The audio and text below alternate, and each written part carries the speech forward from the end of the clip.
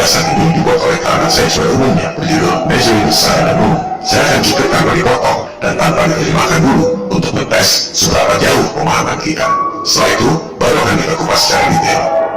Aristarchus estimated the size of the moon using eclipses. The moon takes about 2 minutes to rise above the horizon. This motion is caused by the Earth's rotation, which takes a day to turn 360 degrees, and 2 minutes to rotate the length of the moon. And that means the moon takes up half a degree of the sky. During a lunar eclipse, the moon falls behind the Earth's shadow for at most 3 hours.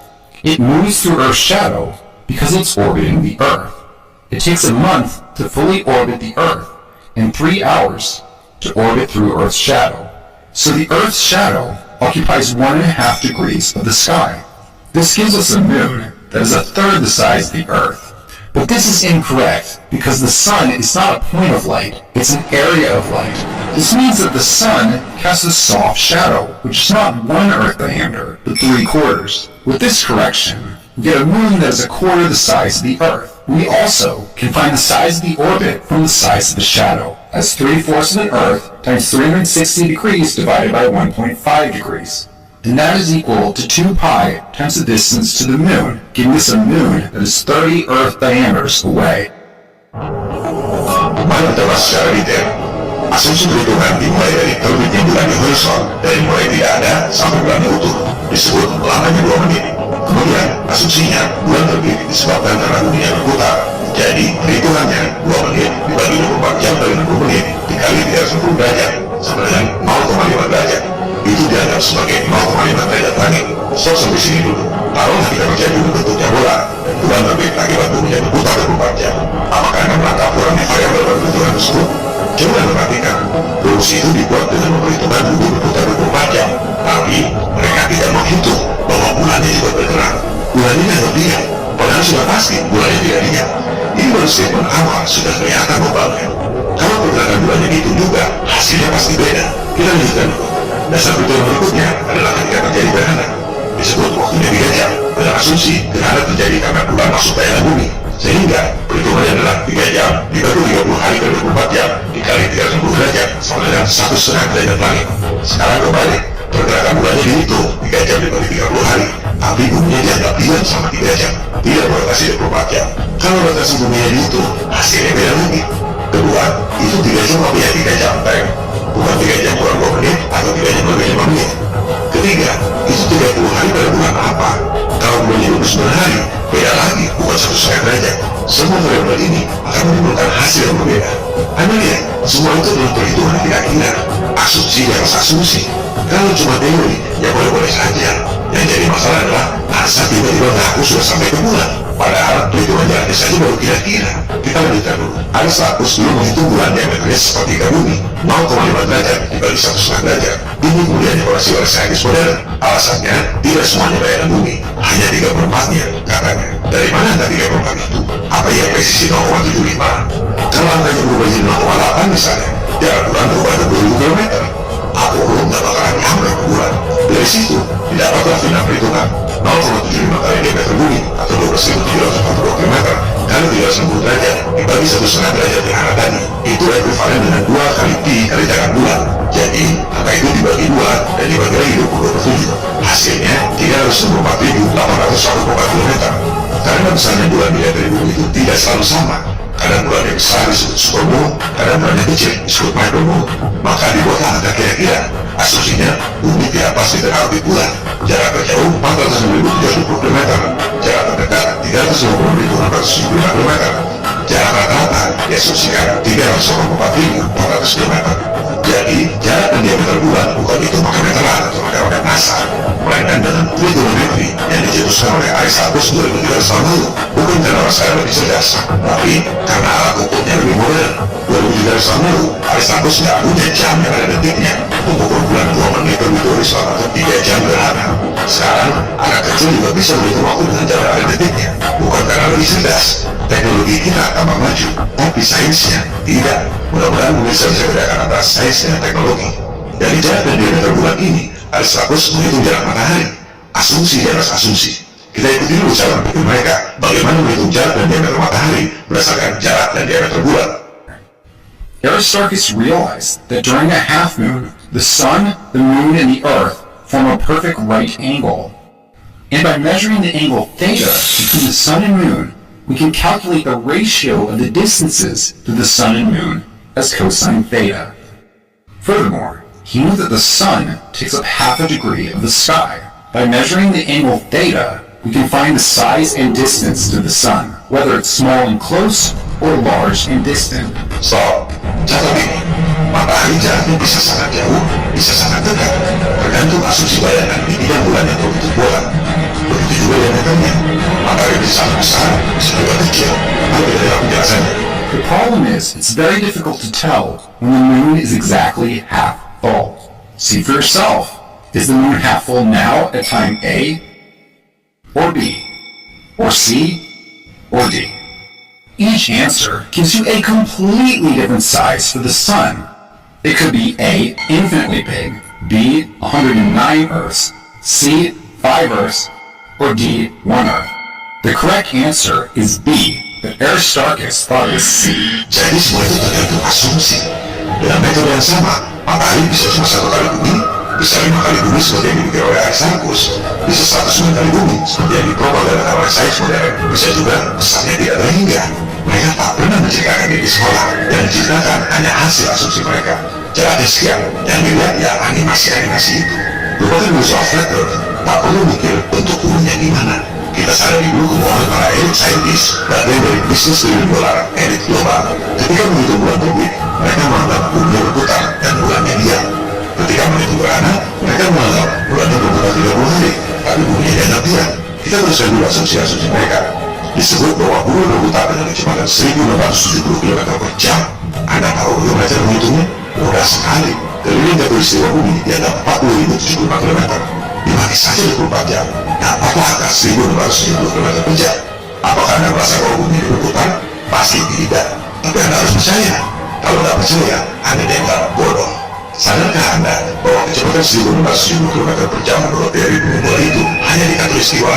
Jika Anda berdiri pas di tengah kutub utara, Anda tidak berputar 1670 km per jam, tapi cuma muter 310 derajat di tempat yang sama. Apakah Anda merasa bedanya? Pasti tidak. Tapi Anda harus percaya. Kalau tidak percaya, Anda dianggap bodoh. Disebut bahwa bumi mengelilingi matahari dengan kecepatan 180.000 km per jam. Apakah Anda tahu cara menghitungnya? Gampang saja. Jarak bumi matahari dianggap 149,6 juta kilometer. Anggap saja itu jari-jari. Diameternya 2 kali jari-jari. Keliling berapa? 27 kali 2 kali 149,6 juta kilometer. Dianggaplah bumi menempuh jarak 940,3 juta kilometer. Bagi saja dengan 360 hari dibagi lagi 24 jam, maka dapatlah angka 180.000 km per jam. Sebetulnya rumus matematika di atas kertas, asumsi di atas asumsi. Apakah Anda merasa bahwa bumi bergerak dengan kecepatan 180.000 km per jam? Pasti tidak. Tapi Anda harus percaya. Kalau Anda tidak percaya, Anda dianggap bodoh. Begitu juga dengan kecepatan bulan mengelilingi bumi. Sama saja rumusnya. Jarak bulan bumi dianggap jari-jari. Dikali 2 dapat diameter. Dikali 27 dibagi 30 hari. Begitu juga dengan kecepatan orbit matahari. Asumsi di atas asumsi. Perhitungan di atas kertas diajarkan di sekolah seolah-olah fakta. Waktu mengukur kecepatan rotasi bumi, mereka tidak menghitung pergerakan bulan. Ketika menghitung kecepatan bulan mengelilingi bumi, mereka tidak menghitung rotasi bumi. Ini adalah titik sentral yang meruntuhkan segalanya. Semua teman-teman rumus yang dilakukan sendiri-sendiri itu, jika digabung, tak bakal nyambung. Jika Anda menghitung jarak diameter dan kecepatan bumi bulan matahari, dibuatkan model sesuai skala, tak bakal ada siklus sederhana. One thing you haven't seen in that textbook, however, is the real scale distance between the Earth and the Moon. So now you see the true scale of the solar system and can understand the rarity of total solar eclipses. Jika orang mengerti skala, pasti heran, bisa sederhana. Demikian kata Profesor Paul Doherty, PhD dari MIT. Itu pun Profesor Doherty baru dihitung soal diameter dan jaraknya. Dia menghitung kecepatan absolutnya, lebih mustahil lagi. Matt Parker adalah pembicara paling terkemuka pada London Mathematical Society. Hanya ada satu orang yang dijuluki the most popular lecturer pada komunitas tersebut. Sangat prestisius. Matt sangat cerdas dan artikulatif. And so I'm going to show you the mathematics behind how we can predict when they're going to happen. Unfortunately, it's not that simple. Ya bukan, atau begitu siklus gerhana jika menggunakan akal asas konvensional yang diperlukan dari sekolah itu. It is a wonder we have a fixes past it. Tapi ia tidak terpikir bahwa angka itu memang salah semua. Dalam 200 tahun terakhir, orang percaya bahwa bulan mengelilingi matahari lewat pelajaran sekolah dan berbagai yang masih canggih. Padahal tidak tahu gimana cara hitungnya. Dan perilaku mereka orang adalah seperti itu. Yang dampaknya saja, cognitive ease. It may make things seem true that aren't, and you may feel like you're learning when you're not. Jika semua orang tahu bagaimana cara menghitung jarak dan diameter bulan dan matahari 2300 tahun lalu, maka kebohongan akan terbongkar. Bagi teman-teman, apa yang harus kita lakukan untuk melawan pelik global? Menurut saya, ini yang harus kita lakukan. Ini adalah satu dari 3 gugatan people power yang akan dijabarkan dalam episode Reality Starters ini. Jika ada yang ingin bebas soal faktor, tak perlu dilanjutkan. Kembalikan pada ketiga fokus gugatan ini. Ajak semua profesor foto dan akademisi untuk memverifikasi dogma bulan dan matahari yang selama dibedakan sekolah. Ingat, bukan berdebat yang awal juga bukan untuk mendahulukan pelajaran, tapi belajar berakademisi secara informal untuk membuktikan bahwa jarak diameter kecepatan bumi bulan dan matahari itu salah. Dari sini, kebohongan terbongkar yang berdampak pada snowball effect runtuhnya kredibilitas elit global.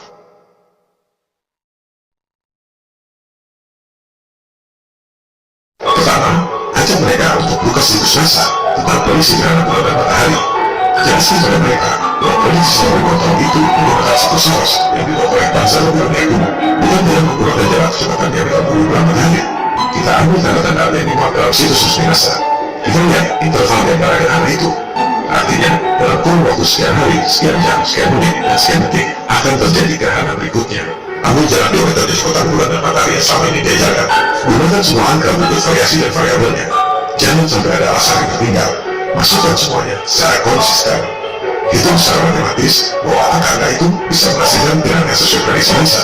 Kita kasih full deh, kita bikin modalnya sekali. Tak perlu memverifikasi situs 18 tahun 11 hari 8 jam.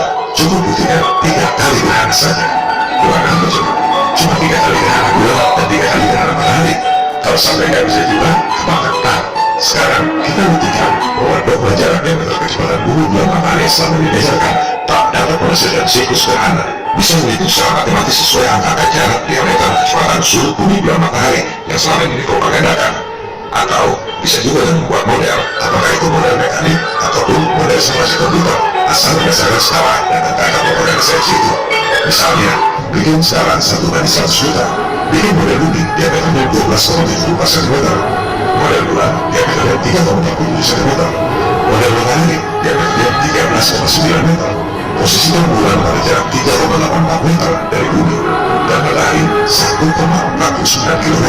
Kemudian, gerakan bumi dengan kecepatan 1,6 cm per jam, gerakan bulan dengan kecepatan 3,28 cm per jam. Semua ini skala 1/100 juta. Bisa saja dibikin secara lain agar lebih cepat gerhananya.